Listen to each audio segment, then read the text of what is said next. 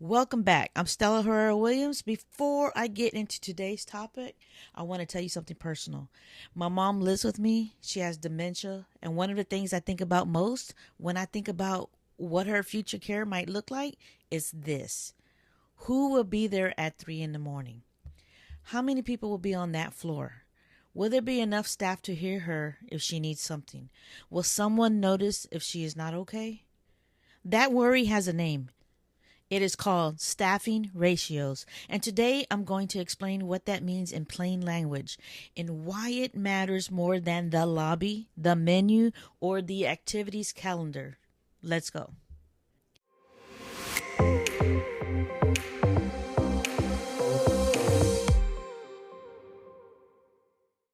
A staffing ratio is just a number. It tells you how many residents one caregiver is responsible for at a time.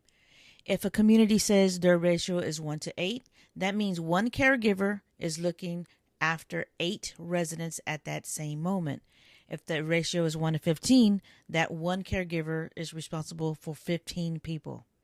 Here's why that number matters. Let's say your mom needs help getting to the bathroom. If her caregiver has 8 people to look after, they can get there pretty quickly. If that same person is responsible for 15 people and 3 residents need help at the exact same time, your mom waits. And in senior care, waiting is not always okay. For the daytime, look for one caregiver for every 6 to 8 residents. For the evening, one caregiver for 8 to 10 residents. For the night shift, this is the one I always ask about. Some communities have one caregiver for 15 to 20 residents overnight. The night shift number is the most important one because that is when your loved one is most vulnerable and least able to call for help. Why the night shift matters the most is because during the day, families are visiting, staff are busy and visible, things look good. But at 3 in the morning, when most of the world is asleep, what does that community look like?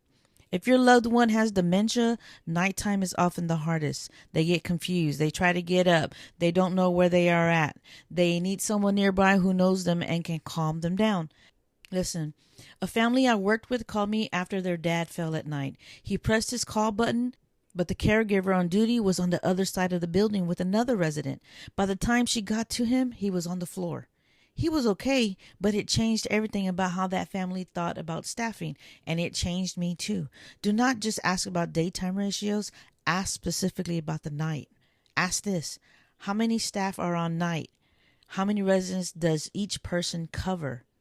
Staffing ratios matter for everyone, but they matter even more when dementia is involved. A person without dementia can press a call button. They can say, "I need help." A person with dementia often cannot. They may get quiet when they are hurting, or they may get loud in a way that looks like behavior when really they are just scared. Staff who work with dementia residents need time to notice the small things, time to sit with someone who is anxious. That takes more than one person can give if they are responsible for 15 residents at once. And here is the other thing I always ask about: turnover. How long have the staff been there?